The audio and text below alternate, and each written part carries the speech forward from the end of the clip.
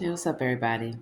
So, I'm making this video briefly to talk about interest rates, right? This is the time where we're getting ready to do taxes, the whole nine. Check the interest rates that you're paying on your credit cards, on your loans, a number of things. But also check the interest rate, obviously, of savings accounts and checking accounts. You want to look at different ways you can maximize that. So, I know some people don't like CDs. I do, especially if it's short term and it's a good APY. Now, I recently had quite a few credit builder accounts. If you don't know what credit builder accounts are, they're designed to where, well, not each one is the same, I will say that, but they're pretty much designed for you to be able to open kind of like a loan, so to speak, like a CD, and you're going to pick your payment. So I had a couple where it was as low as like $30 a month. And some of them I could see the boost to my credit score.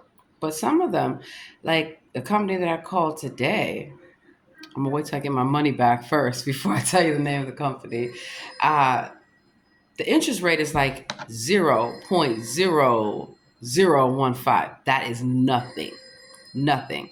And quite a few of them I had for some time. So I'll tell you. And these are just small amounts, right?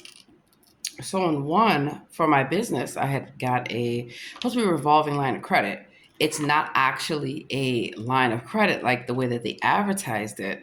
It just appears on your credit report, and then the money that you pay each month, it goes into a savings account. I'm not getting anything. So on, let's see, one account there's $63 because I only had it for a few months, and I'm like, I start reading the reviews when I'm not seeing anything, good for that. Another account is $259.37, and then another account is $110. So not bad, but it's not earning any interest, and that's the thing. That's why I don't like to carry around a lot of cash. Doesn't earn you any interest. But keep in mind, traveling, I need to make sure I have access to my money. And so part of what I had designed for these credit builder accounts was to, at the end of them, to have a little some extra for traveling for a number of things. I cannot recommend it. Now, I will say on the other hand, you got to do your research because, and I don't know, I just don't want to give the name of this credit builder either because, you can do your own research. I will say that you can definitely look into one that's actually going to work for you. And when I say that, I found one. And also, when you look at credit cards, make sure it's an actual credit card. A lot of these secured cards have annual fees, enrollment fees, and by the time you get the card, there's almost nothing left on it. You know, so you want to keep that in mind as well. But also, you can always do a transfer balance. You can always try to take advantage of different deals and offers. You just have to read the fine print. I make hundreds of dollars every year from banks, if not more, by doing my research and looking at the banking relationship and looking at, what they're offering, so to speak. So, keep that in mind. The other credit builder accounts that I have, they work very well. I can see where my money is going, but I just don't see again. I've had it for a year. It's helped me do the things that I needed to do. And speaking of credit, I have a lot of credit cards, right? Who doesn't? Make your payments, even if it's a small payment. If you're going to be late, call them, let them know. They might be able to work with you. You don't want to get hit with a lot of fees, but also consider the fact that, in this country, credit is everything, everything. And it's a good way to have something set aside. I like to use credit cards for when I have to do big shopping or, for small reoccurring bills. Yeah, I put them on my credit card because I already know I'm going to pay it off. And you want to look at your utilization rate. A lot of banks want you to be at 20%. 30% is, probably at more ideal, but at the end of the day, you want to make sure that you have something set aside in case of an emergency. And I'm getting ready to travel.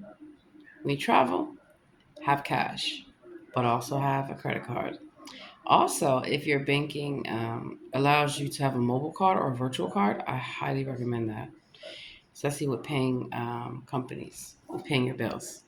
No surprises there. So I a little tired. I took a nap. Then I got up and I cleaned up and finishing laundry. One of those people before I leave my home, it has to be in order completely. So I'm debating if I want to leave out late tonight or early tomorrow. The conference was for a whole week, but who has time? Whole week. But at least, they did invite me and it was complimentary. So I just want to go down for at least 2 to 3 days. And then I have some other things in the pipeline. So normally I would be working an event or working a gig while I'm traveling to a city. Not this time. I have way too many things to do. Way too many. So definitely look at how you can maximize your money. It's about to be tax time. And trust and believe these companies are waiting for you with your hard earned dollars. So if you start out, New Year's resolution, anyone? Start by coming up with a budget, a savings plan, a credit plan, things that you want to work towards. And, obviously with this, I could have, let me see, let's do the math. And it's always good to know how to do paper and pencil math. 7, 6, 12, 13. Okay, not bad. So that's $436 that will be coming my way, just off of a few months. One of them, I think I had the account for about almost 10 months. And they were reporting to the credit bureau. I could see that, but I didn't see. And then I started reading the reviews. You'd be surprised. Yep.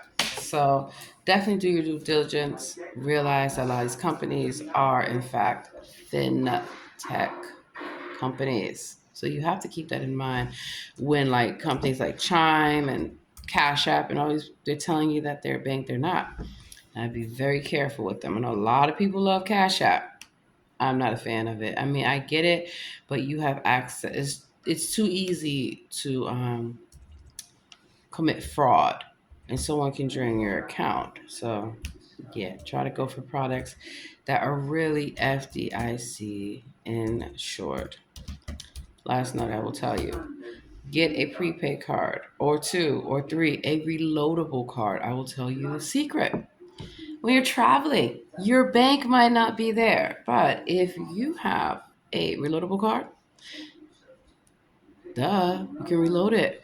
CVS, Walgreens, Target, Walmart, a number of different places. So keep that in mind when you are traveling and your bank might not be nearby.